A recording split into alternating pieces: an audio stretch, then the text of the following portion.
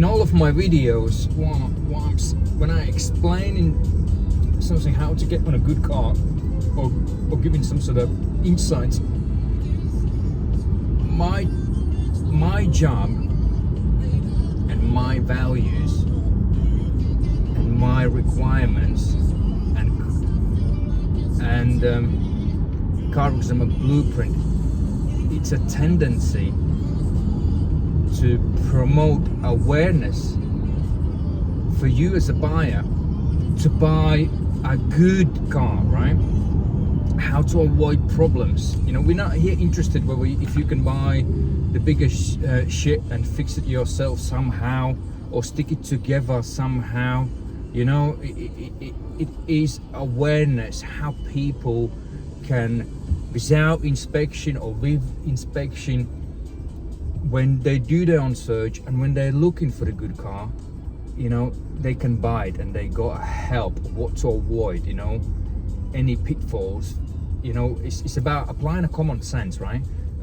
Every used car will have problems. It will break down. Consumers not requirement. Consumers' duty of care is always obtain appropriate extended warranty to avoid disputes, because every car will break down. It's also a duty to research appropriate extended warranty. You know, so you are covered.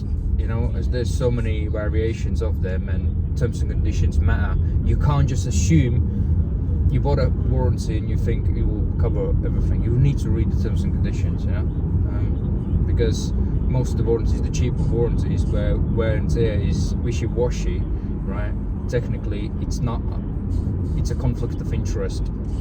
The way they sell that warranty, technically there is an issue with the contract, the way it's been put together, and it disadvantages the consumer, right? That's one fact. So if they will reject the warranty, don't moan, don't blame. It's in the contract, right? What you would need to do is simply, then, if you want to be a liberty taker, you have to set a precedent and take them to through the courts, and if necessary to high court if you're a liberty taker, right? That is regards to extended warranties, right? But our duty is just get this awareness when you search, you know, how to look, how to think, how to approach, because you as a consumer, you know, for me, we have set standards, you know. I don't want to buy the car and start fixing it. I don't want to buy the car, taking it to the garage, leaving it there, you know, leaving it for a week. I want to drive, right? So the purpose of importance of all maintenance done, if there's no service history or part of it, if something goes wrong with the engine, let's say, which is wishy-washy regards to extended warranties, right? They will ask you if it has full service history, right? That's one thing to think about. People doesn't think, right? And they can reject that based on you don't have proof, right? So remember, extended warranties, they will look for anything to avoid payment. When it will come to the big bill, 10 grand, 20 grand for the Range Rover engine, 50, 60 grand for the Ferrari, right? They ain't stupid. Do you think they want to pay out? Well, clearly not, you know. So there's a reasons why you want that full history. There is a reasons why you want those 2 keys, because if the car is being nicked, right, they will ask you for the spare key, right? So, because again, they can assume it's a deliberate act, you know. Seller can sell you a car, even it's a main dealer, smaller dealer, or even a private, right? It don't have to be a con. Somebody deliberately sold your car with 1 key, and then next day they will follow you and will steal your car. It could be somebody new and they sold it, let's say, to the main dealer with 1 key, and they sell it with 1 key. No one will even realize anything, and they will just take your car, let's just say, right? I mean, it's just a protection. If it doesn't have V5Cs, you know, there is there is a reasons why it doesn't have it. So to avoid problems, everything is about avoiding problems, avoiding issues. I don't want to fix my car all the time. I don't want to service straight away. I don't want a timing belt. I don't want to start buying a car worrying about my V5C, you know, because I might have to leave to France, right?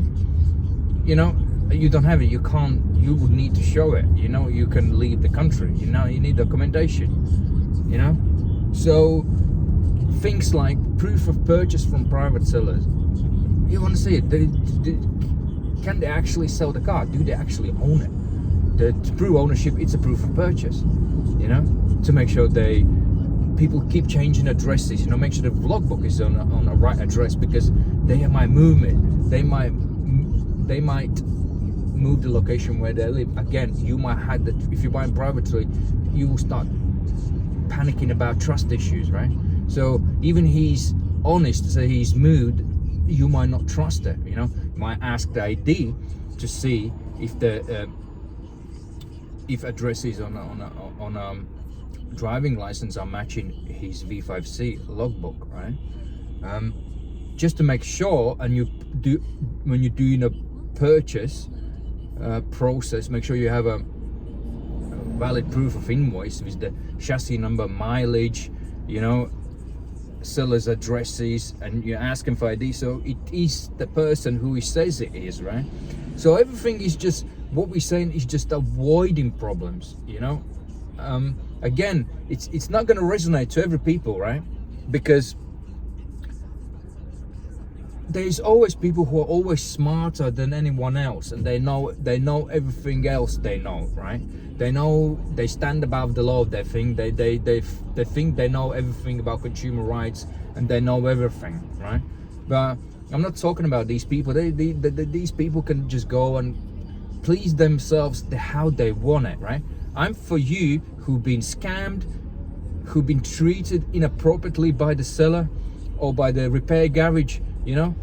I want you to have less problems in your life, you know, because all that money, all that time of arguing, you can spend with your family, with your kids. You can go holiday, and you know your car is good, because it is the second biggest purchase, right? If you're stupid enough not checking the overall condition, you know, and if you're inappropriately buying it, it's down to you. It's free choice. But please don't call us saying, oh, I think the car is unsatisfactory and you need engineer's report.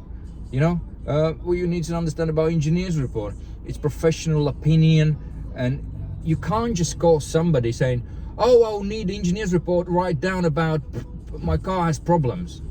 It doesn't work like that way. Even if you're paying somebody for requirements, you know, your assumptions can be completely wrong, because you think you know everything. That's again the context about people who knows everything. They know everything. They know they are victim, and everyone always leaves them on a blank, right? Everyone else is bad, they not bad, you know. But where technically they want to abuse and cause miserable pain to the seller, when they're actually physically blindly lying, right? So this is the nature how the consumer market works, how the trade works, you know. And I mentioned in my previous videos, it's a junkyard, right? You need to understand the used car is junk, right? And it goes through the processes. You selling the car, have a think about how you treat in a car. Do you think I want to change brake pads? I know it's going to cost me, and brake disc pads, it's going to cost me like £400. I don't want to spend that money. I don't want to spend £750 on a timing belt, but I know I have to, you know. So I'd rather do it when it needs to, right, and keep my car going. And when I sell it, I can say proudly the car is good, you know. It doesn't matter how many miles it's done, it doesn't matter how many years it has, right? But it's just about you done it, because no one wants to do it, you know. You just want to drive, you know. It's understandable. It's the nature, but these are the things you have to keep going. It sounds like your roof is leaking on a house, your gutters are blocked on a house, and the rainwater doesn't go down as it should require. Then it starts leaking on a wall somewhere, building some wet patches. So the drains blocked. You can't just leave it. You have to come. Even if you don't want to pay, you have to. The same as the car, you know. what comes around goes around. So how you treat your car is basically going to treat you. If you put a good oil in it, you know, it's going to last you longer. If you're going to put main dealer parts, you know, or very high spec OEM parts, you know, it's going to prolong those maintenance changes in between the intervals, right?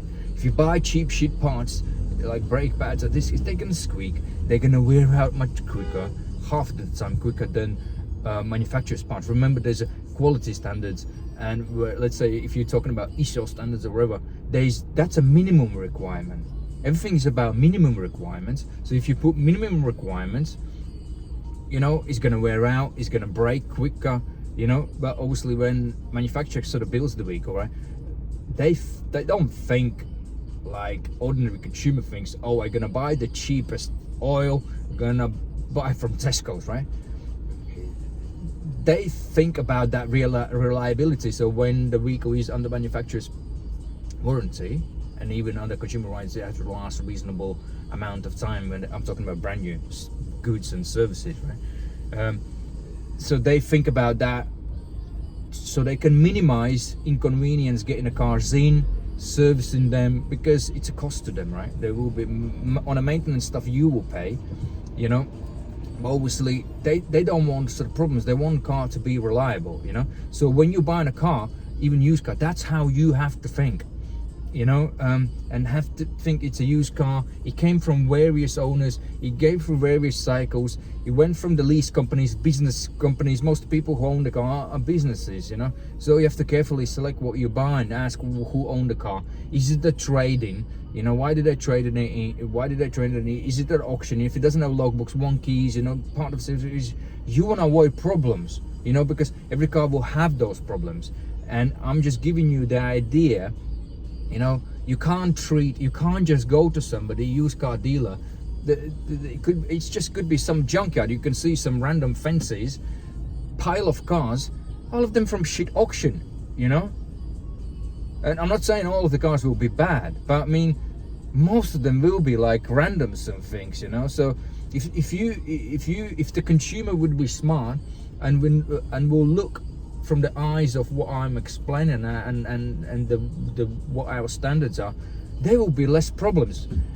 If you will be selective what you're buying, and we'll stick to this high standard, and everyone will demanding a good used car, not some sort of Essex boy racer who'll buy the shit, you know, and then he's gonna do because he thinks he knows mechanics, and he's gonna do those things yourself, you know, with substandard parts. But that means if everyone would think logically and say, look, I'm spending money, doesn't matter how much you're spending, £1,000 or 1 million, right? It's still a used car, you know. Same thing, same rules applies. But then the used car market, because of the specific demand, good cars, so the good cars will be higher sort of priced, but all the shit cars will lose their value. Because people will be specific about what they want, and they will go down very low. So that means even if you are mechanically minded, you know, it will sort of benefit you. But you need to understand, average consumer just want to have a good car, drive, do this maintenance, you know, and don't waste his money on a downtime, you know. Same as the business, you know, biggest cost, downtime when the car broken down, you know. So this is why it's important to stay on top of the maintenance issues, breakdowns, having appropriate, good, skillful garage or qualified technician for the appropriate make and model who can maintain that vehicle, instead of finding, again, consumer mentality, finding the cheapest idiot, you know, who thinks he knows. You know, any idiot can change oil if you have a look at YouTube, right? But it's about understanding and giving opinions, you know, and maintaining a quality place, so you have a valid service record, so it increases your car's value, you know. When somebody says, yes, this is what it has, instead of you be doing something randomly, and when somebody checks the car, oils are leaking everywhere, wherever. Remember, cheap places, if you pay cheap, you have a cheap service. They will not recommend there's oil leak, they will not recommend the coolant replacements and things like that. Nothing, everything will be done because it's cheap. you wanted, they did it, you know, they will not recommend you anything, you know. So that means be sensible. This is the point, you know. You know, I hope it helps. It's just applying logic, being smart, thinking in the long term, not because you're gonna buy the cheapest shit, you know, or vice versa, you know, and then you think you're gonna have a claim from the seller and you buy the biggest shit, right, which now serves history, and something gonna stupid stuff will go wrong, and you keep phoning the seller every single day, you know. It's just only stupid people, cheap people, right, does it, you know. Hope this helps. Take care.